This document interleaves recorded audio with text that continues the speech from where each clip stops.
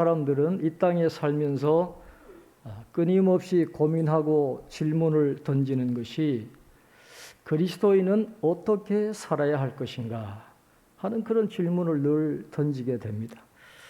특히 이제 코로나 팬데믹 이후에 또 많은 변화가 있을 것이고 또 많은 도전이 있을 것입니다. 하나님의 말씀에 도전하는 그런 물결이 거슬 때에 과연 우리가 거기에 대해서 어떻게 대처할 것인가 하는 이 문제를 앞에 놓고 오늘 주시는 말씀은 굉장히 우리에게 중요한 말씀이 된다고 생각을 합니다. 오늘 이 말씀을 통해서 우리가 어떤 삶을 살아가야 할 것인지를 다시 한번 생각해 보고 정리해 보는 시간이 되었으면 좋겠습니다. 사도 바울은 오늘 우리들에게 그리스도인은 예수님처럼 살아야 된다, 그렇게 말씀을 합니다. 오늘 본문 12절에 이렇게 말씀을 합니다. 그러므로 너희는 하나님이 택하사 거룩하고 사랑받는 자처럼 긍휼과 자비와 겸손과 온유와 오래 참음을 옷 입고, 이렇게 말씀했습니다. 하나님이 택하시고 거룩하고 사랑받는 자가 누구일까요? 바로 예수님이거든요. 그래서 오늘 우리는 예수님처럼 살아가야 된다는 것이죠. 그러면 예수님은 어떤 삶을 사셨습니까? 긍휼과 자비와 겸손과 온유와 오래 참음을 우리에게 보여주시는 삶을 살았다는 거예요. 그 5가지가 바로 예수님의 삶인데, 이제 예수님을 믿고 새 사람이 되었다고 한다면 과거의 옷을 다 던져버리고 새로운 옷을 입어야 된다는 것입니다. 긍휼의 옷을 입고, 자비의 옷을 입고, 겸손의 옷을 입고, 온유의 옷을 입고, 오래 참음의 옷을 입고, 예수님이 그랬던 것처럼 그렇게 살아가야 된다는 것이죠. 그리고 13절에 보면 예수님께서 우리들의 죄를 용서해 주신 것처럼 우리도 서로 용납하여 피차 용서하는 삶을 살아야 된다라고 말씀하고, 또 14절에서는 그 모든 것 위에 온전하게 매는 띠인 사랑을 더하라, 그렇게 말씀했습니다. 이 모든 것이 죄인인 우리들에게 베풀어 주신 예수님의 그 은혜인데, 그 은혜 받은 우리가 그렇게 살아가야 한다, 주님처럼 살아가야 한다라고 말씀을 하고 있습니다. 이번 주에 암송할 말씀은 15절 말씀입니다. 15절에서 말씀하는 이 평강과 감사의 마음을 가져야만 이제 18절 이하에서 말하는 이 모든 대인관계를 잘 만들어 갈 수 있기 때문에 15절 말씀이 굉장히 중요합니다. 우리 15절 우리 같이 읽겠습니다. 그리스도의 평강이 너희 마음을 주장하게 하라. 너희는 평강을 위하여 한 몸으로 부르심을 받았나니 너희는 또한 감사하는 자가 되라. 아멘. 그리스도의 평강이 너희 마음을 주장하게 하라 그랬습니다. 여기서 주장하게 하라는 말은 심판을 본다는 그런 뜻이 있습니다.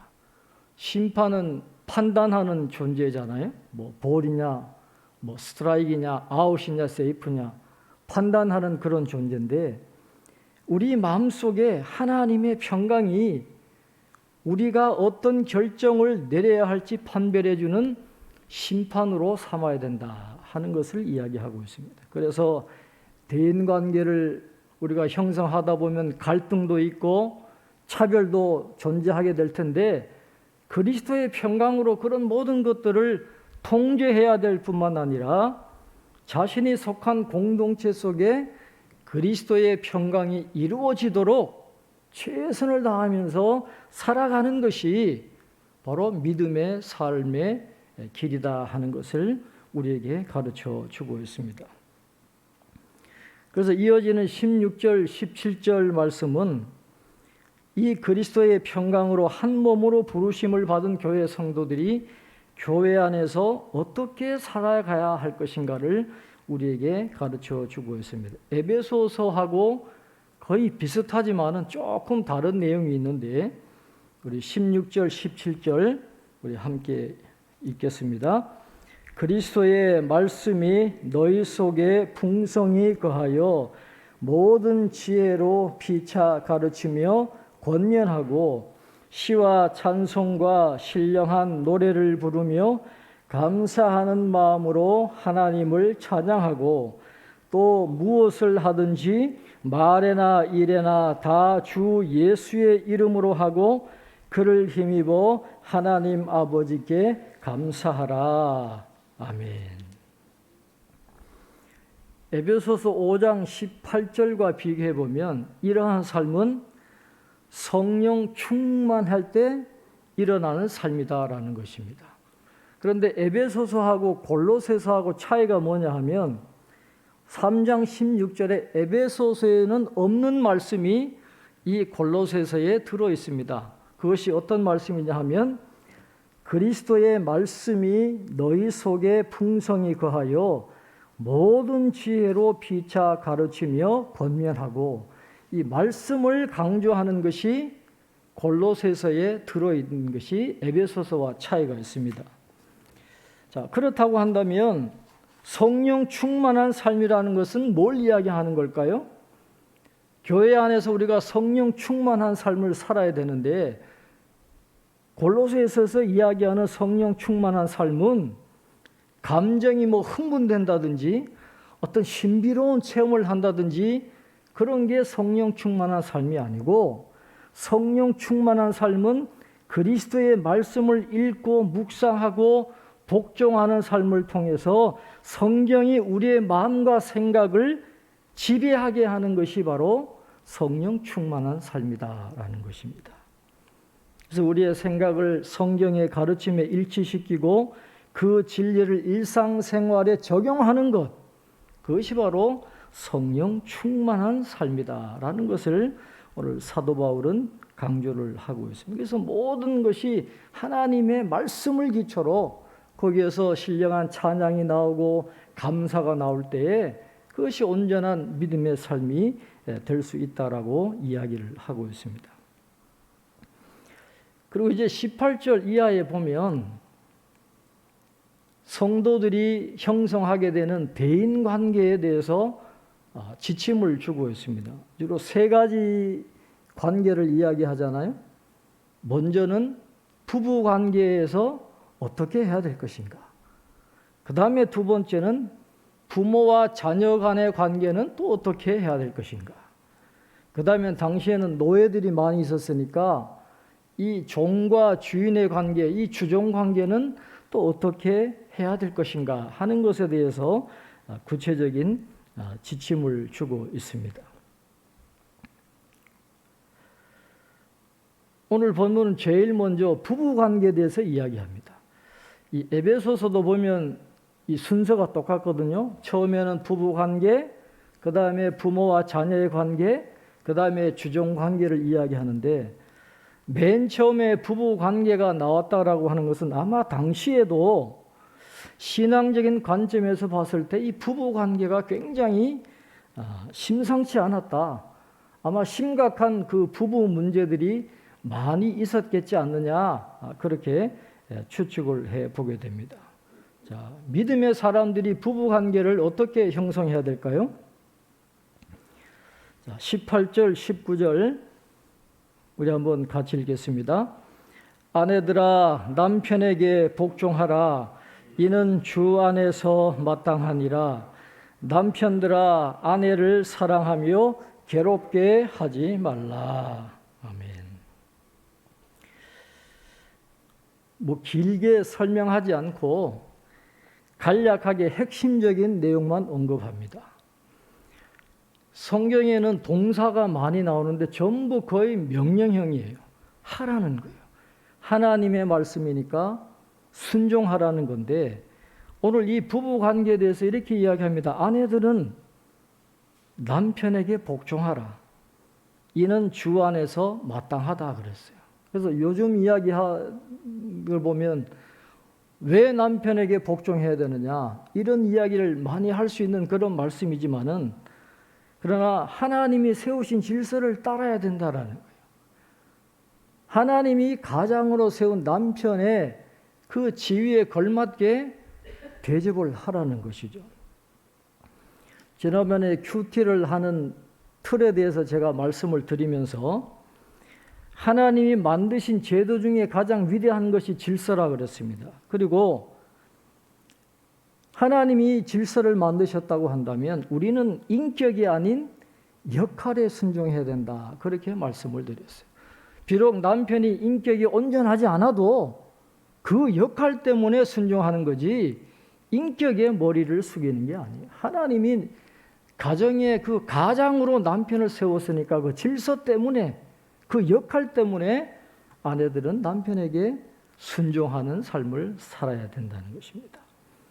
그러면 아내가 남편에게 순종하면 남편은 폭군처럼 그렇게 마음대로 살아가도 된다는 것입니까? 그렇지 않다라는 것이죠. 아내를 사랑해야 돼요. 남편들아, 아내를 사랑하며 괴롭게 하지 말라 그랬어요.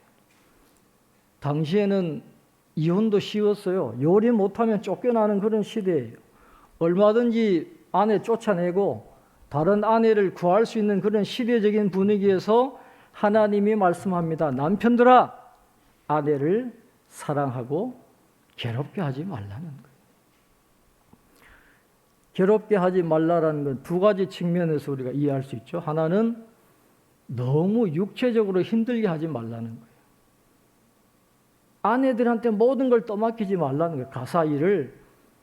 그 다음에 아내를 인격적으로 모독하지 마라. 아내의 마음을 괴롭히지 마라. 이 두 가지를 이야기하는 것입니다. 이 말씀은 오늘 이 시대에도 굉장히 중요한 말씀이에요. 여러분, 코로나가 처음에 터졌을 때 전 세계에서 들려오는 소식이 이혼하는 부부가 늘어났다는 소식 여러분 들으셨죠?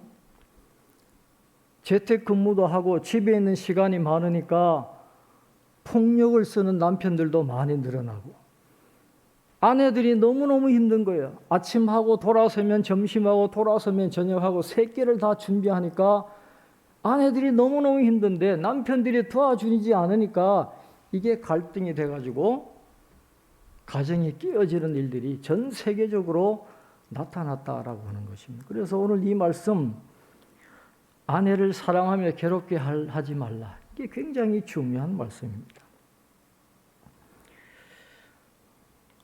요즘에 그 베스트셀러 작가로 아주 큰 영향력을 끼치는 사람이 한 분 있는데 심리학자인 조던 피터슨이라는 분이 있습니다. 이분이 쓴 책이 12가지 인생의 법칙이라는 책인데 세계적으로 한 500만 부 팔리고 우리나라에 한 30만 부 팔렸고 이분의 그 유튜브 영상에다 보면 많은 영상이 뜨고 있는데 아주 지금 굉장히 많은 사람들이 영향을 주는 분입니다. 이번에 이분이 새롭게 책을 썼습니다. 질서 너머라는 인생의 다음 단계로 나아가는 12가지 법칙. 지난번에 12가지 법칙에 이어서 또 12가지 법칙을 새롭게 제시를 했는데 그 12가지 법칙 중에 10번째 법칙이 바로 관계의 낭만을 유지하기 위해서 성실히 계획하고 관리하라 하는 그런 법칙입니다. 그러니까 부부가 평화로운 관계를 유지하려면 저절로 되는 게 아니다라는 끊임없이 노력하고 끊임없이 계획을 세우고 부부들이 협상을 통해서 문제를 끊임없이 해결해 나가야 부부간의 평화가 있고 가정의 평화가 있다라고 이야기하고 있어요. 이분이 임상심리학자인데 문제 있는 부부들이 많이 찾아온답니다. 상담을 하기 위해서. 부부들을 상담할 때 이분은 절대로 뭐 특별한 일을 언급하지를 않는데 뭐 휴가를 어떻게 보내느냐, 뭐 집안 행사는 어떻게 하느냐, 특별한 사건을 어떻게 처리하느냐, 그거는 묻지를 않아요. 뭘 묻느냐? 지루하게 반복되는 일상을 어떻게 처리하느냐, 그것을 물어본다는 것입니다. 예를 들면 침대에서 자고 일어났을 때 침구 정리를 누가 하느냐, 아니면 식사를 다 하고 난 다음에 설거지 같은 걸 누가 하느냐? 아내가 일방적으로 하느냐? 아니면 남편과 아내가 서로 협상해가지고 서로 잘 의논해가지고 서로 무리되지 않도록 잘 협조해서 일을 처리하느냐? 그걸 물어본다는 거예요. 그래서 이분이 하는 이야기는 그런 일상적인 일이 절대로 사사로운 일이 아니다라는 것입니다. 만약에 이런 것을 협상을 통해서 해결하지 않으면 그 작은 문제처럼 보이는 그것이 모든 영역의 문제로 다 연결돼 가지고 나중에는 심각한 결과를 일으키게 된다는 것입니다. 그래서 이런 문제들이 해결되지 않고 20년, 30년, 40년 또 50년 가는 부부들이 있는데 그런 부부들은 행복한 결혼 생활을 할 수 없고 나중에는 반드시 비극적인 결말로 연결될 수밖에 없다라고 이렇게 이야기합니다. 그래서 완벽한 사람은 없다라는 거예요. 완벽한 부부는 없어요. 그러니까 서로 끊임없이 잘 협상해가지고 평화롭게 잘 해결해야만 부부간에 평화가 있고 가정에 평화가 있다라고 그렇게 이야기를 하고 있습니다. 요즘 우리나라의 제1야당의 대표가 36세 청년입니다. 기가 막힌 일이 일어난 거예요. 그러니까 국민들은 변화를 바라는 거죠. 정치에도 변화가 있어야 되고 모든 분야에 지금 변화를 바라는 건데 변하지 않고는 생존할 수 없는 그런 시대가 됐어요. 그래서 남편들도 변해야 되고 아내도 변해야 되고 서로 부부들이 좋은 협상을 통해서 그런 평화로운 관계를 맺어 나가야 되는데 우리 성도님들 부부들도 이렇게 협상을 잘하고 서로 배려하고 아내들은 남편에게 순종하고 남편들은 아내를 사랑하고 괴롭히지 않는 그런 관계를 통해서 가정의 평화를 만들어 가실 수 있기를 바랍니다. 부모 자녀 관계를 그 다음에는 이야기합니다. 부부 관계를 이야기한 다음에 부모 자녀 간의 관계를 어떻게 할 것이냐라고 이야기를 하고 있습니다.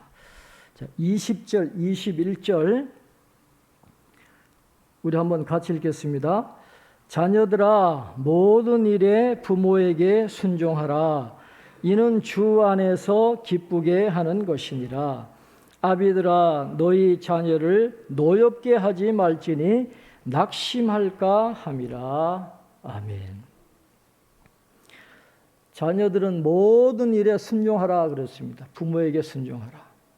성경을 보면 이게 부모님을 기쁘게 하는 게 아니라 주님을 기쁘게 하는 일이라 그렇게 이야기했어요.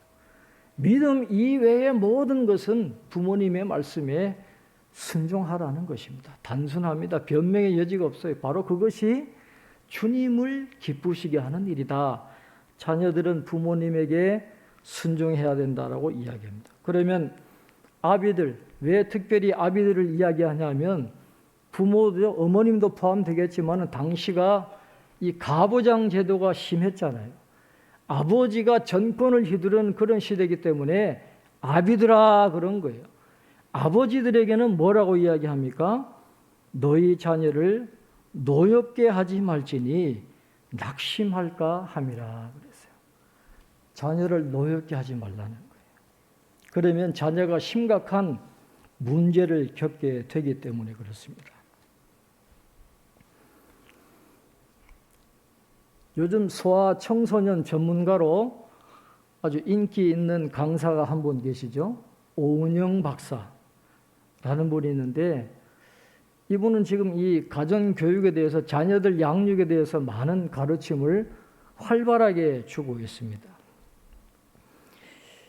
이분이 나오는 프로그램 중에 하나를 보면 자녀 때문에 아주 골치 아픈 부모들이 내 아이 좀 문제 좀 해결해 주세요. 그렇게 의뢰를 하면 이분이 관찰하는 거예요. 이 가정에 뭔 문제가 있는지 해서 분석해서 문제를 해결해 주는 그런 프로그램이 있는데 그걸 보면 대부분 문제가 어디서부터 시작되느냐? 자녀가 문제가 아니에요. 양육을 잘하지 못하는 부모가 문제지 자녀가 문제가 아니더라는 거예요. 그래서 부모의 문제점을 지적해주고 부모가 변화되니까 아이가 변화되는. 그래서 아이가 그렇게 문제아가 되고 사납게 변하고 낙심하게 되고 사회적인 관계를 맺지 못하는 그 이유가 어디 있느냐 하니까 부모님들에게 그런 이유가 있더라는 거예요. 사실 그렇죠.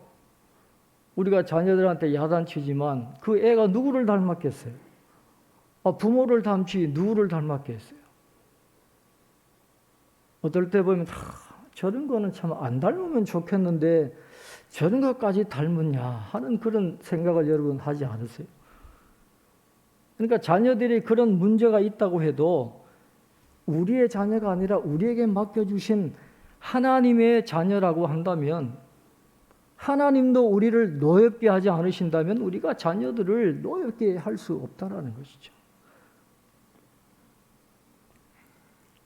그래서 자녀들을 잘 돕고 인내하면서 자녀들이 문제를 해결하도록 도와주는 것이 부모된 도리인데 그런 부모와 자녀의 그런 아름다운 관계가 우리 성도님들 가정에 꼭 이루어질 수 있기를 바랍니다. 부부 관계를 이야기하고 또 부모와 자녀 관계를 이야기한 다음에 사도 바울은 주종 관계를 이야기합니다. 상전과 노예는 어떤 관계를 맺어야 되느냐? 이 부분을 가장 길게 언급을 합니다. 자, 먼저 종들에게 권하는 말씀입니다. 22절부터 25절까지 우리 한번 같이 읽겠습니다. 22절부터 25절입니다. 종들아 모든 일에 육신의 상전들에게 순종하되 사람을 기쁘게 하는 자와 같이 눈가림만 하지 말고 오직 주를 두려워하여 성실한 마음으로 하라. 무슨 일을 하든지 마음을 다하여 주께 하듯 하고 사람에게 하듯 하지 말라. 이는 기업의 상을 주께 받을 줄 아나니 너희는 주 그리스도를 섬기느니라. 불의를 행하는 자는 불의의 보응을 받으리니 주는 사람을 외모로 취하심이 없느니라. 아멘. 종들에게는 두 종류의 상전이 있다고 합니다. 육체의 상전이 있고 하늘에 계신 상전이 있어요. 하늘에 계신 상전을 모신다고 해서 육체의 상전을 모셔야 되는 의무가 사라지는 건 아닙니다. 하늘에 계신 상전을 모시면서 육체의 상전도 잘 모셔야 되는데 육체의 상전에게는 모든 일에 잘 순종해야 된다고 합니다.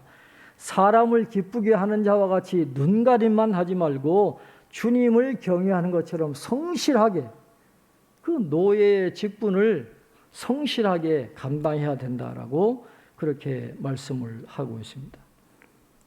23절 이하는 이 말씀을 더 강화하고 있죠. 무슨 일을 하든지 마음을 다하여 주께 하듯 하고 사람에게 하듯 하지 말라. 노예의 일도 주께 하듯 최선을 다하라는 것입니다. 왜 그렇습니까? 24절에 보면 주님이 주시는 기업에 상이 있기 때문에 그렇다라고 말씀을 합니다. 마음을 다하여 주께 하듯 상전을 모신다. 이건 혁명적인 말이에요. 당시에 수많은 노예들이 있었지만 노예가 일 잘한다고 보상이 주어지는 건 아니잖아요. 당연히 해야 될 걸 하는 거기 때문에 노예가 일 잘한다고 상을 주지는 않아요. 그러니까 노예들은 시키는 일만 하지 그렇게 잘하려고 노력을 하지를 않았어요. 그런데 오늘 종들에게 그럽니다. 죽게 하듯 해라. 열심히 하라는 거예요. 주님이 다 보시고 주님이 상을 주신다라는 것입니다. 그래서 무슨 일을 하든지 마음을 다하여 죽게 하듯 하라는 것은 노예들의 상식을 뒤엎는 말이에요. 그냥 주어진 일만 대충 하면 되는데 죽게 하듯 열심히 하라니까 이 굉장히 충격적인 말씀이죠. 상식을 뒤엎었기 때문에 그렇습니다. 오늘 이 말씀은 오늘 우리의 상식을 뒤엎는 그런 충격적인 말씀이에요. 우리는 신앙생활을 하면서 우리의 교회 생활만이 주님과 직접적으로 관련된 것으로 생각할 경우가 많이 있습니다. 지금까지 코로나가 오기 전에 교회가 그렇게 해왔어요. 어쨌든지 교인들 교회에 불러놓고 교회에 붙잡아 놓고 하루 종일 프로그램 돌리고 어쨌든지 교회에다가 잡아놓는 게 잘하는 것으로 그렇게 생각을 했어요. 그러니까 주일날 녹초가 돼가지고 또 월요일날 출근하니까 얼마나 힘들어요. 그게 잘하는 것으로 알았는데 코로나19가 오면서 이 모든 패러다임이 다 무너지고 새롭게 바뀌게 됐습니다. 이제 교회의 포커스는 교회 안에 포커스가 있는 게 아니에요. 코로나19 팬데믹이 지나면 교회의 포커스는 어디에 맞추느냐? 교회 바깥에다가 맞춘다는 거예요. 성도들이 있는 바깥의 모든 장소가 선교의 장소가 되도록 교회 안에서만이 아니라 교회 바깥에서 자신들이 처한 삶의 자리에서 그 공동체에서 온전한 그리스도인의 삶의 역할을 다할 수 있도록 그렇게 훈련시켜서 내보내는 이 바깥에 초점을 맞추게 이제 되어 있다라고 하는 것입니다. 오늘 말씀도 보세요. 여러분 종이하는 일이 얼마나 고상한 일이었겠습니까? 물론 고상한 일을 하는 종들이 있겠지만 대부분의 노예들은 육체적으로 곤고하고 아주 비천한 일을 했습니다. 그런데 그것을 주님이 보신다라는 거예요. 그리고 열심히 하는 종들에게는 주님이 거기에 따르는 상을 주신다라는 거예요. 노예 일도 주님이 보시는 거예요. 주님이 주신 일이라고 한다면 주님이 상을 주시는 일이라고 한다면 노예 일도 주님과 관련이 있는 일이다라는 것입니다. 우리가 이 땅에서 하는 모든 일은 다 주님과 관련이 있어요. 교회 생활뿐만 아니라 가정 주부 일도 주님과 관련이 있습니다. 땀 흘려 일하는 삶의 자리, 우리가 일하는 직장, 일터, 모든 일들이 다 주님과 관련이 있는 일입니다. 다 주님의 일이고 주님이 주신 일입니다. 그래서 교회 안에서나 교회 바깥에서나 어떤 수고도 낭비되는 수고는 없어요. 내가 땀 흘려 열심히 죽게 하듯 최선을 다하는 모든 일은 다 주님의 일이고 주님이 상을 주시는 일이라는 거예요. 그래서 왜 나만 이렇게 일이 많냐? 불평할 필요가 없어요. 왜? 주님이 거기에 맞는 보응을 주시고 상을 주시기 때문에 열심히 하면 주님이 인정하시고 상급을 주신다라고 말씀을 하고 있습니다. 그렇지 않고 눈가림으로만 하고 성실하게 하지 않으면 거기에 대한 보응을 주신다는 거예요. 25절에 보면 불의를 행하는 자는 불의의 보응을 받으리니 주는 사람을 외모로 취하심이 없네. 주님은 외모로 취하심이 없어요. 자, 종들에게 해당되는 기준을 상전들에게도 똑같이 해당된다고 말씀을 합니다. 자, 4장 1절 우리 한번 같이 읽겠습니다.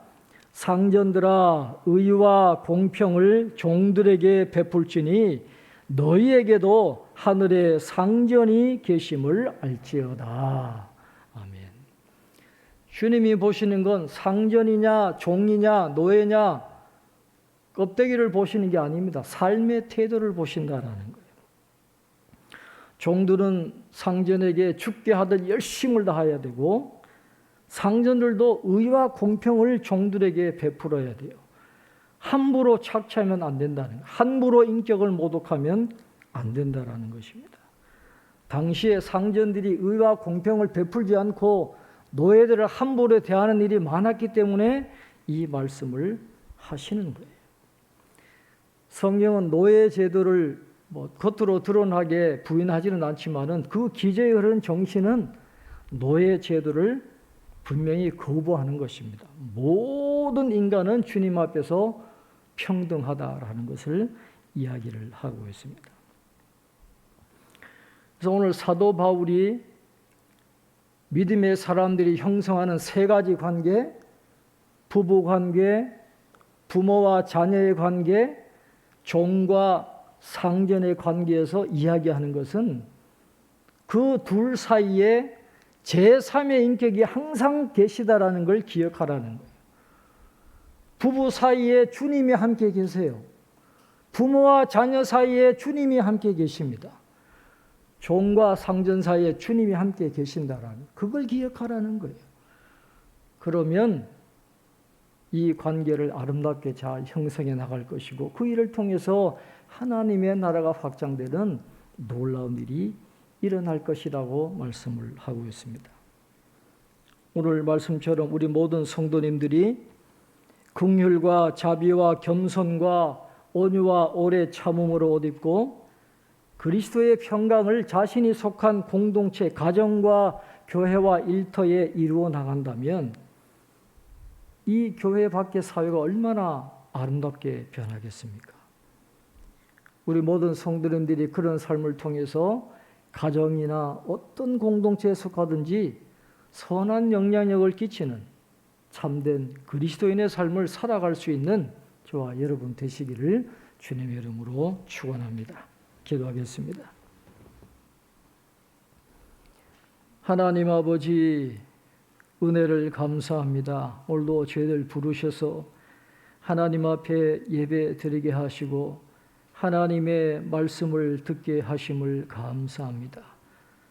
예수 그리스도로 새 옷을 입기를 원합니다. 긍휼과 자비와 겸손과 온유와 오래 참음으로 옷 입게 도와주시고 그리스도의 평강이 우리를 주장하게 하셔서 우리의 모든 갈등과 모든 차별들을 그리스도의 평강으로 잘 통제하게 하시고 우리가 속한 모든 곳에 그리스도의 평강이 임하도록 저희들이 최선을 다해 나갈 수 있도록 은혜를 허락하여 주옵소서. 우리 부부 관계와 부모와 자녀의 관계 또 모든 사회적인 관계가 주님이 원하시는 아름다운 관계가 되어져서 우리 가정에 주님의 평화가 임하고 주님의 주시는 기쁨이 충만하게 하시고 우리가 속한 공동체 속에 아름다움과 행복과 평안이 있는 그래서 저희들이 선한 영향력을 끼치는 삶을 살아갈 수 있도록 우리 한 분 한 분을 축복하여 주옵소서. 우리 성도들 가정에 그런 놀라운 기쁨과 은혜가 있기를 원합니다. 하나님 삶의 문제가 해결되게 도와주셔서 정녕 그리스도의 평강이 있는 아름다운 가정들이 다 될 수 있도록 축복해 주시옵소서. 감사하고 예수님의 이름으로 기도하옵나이다. 아멘.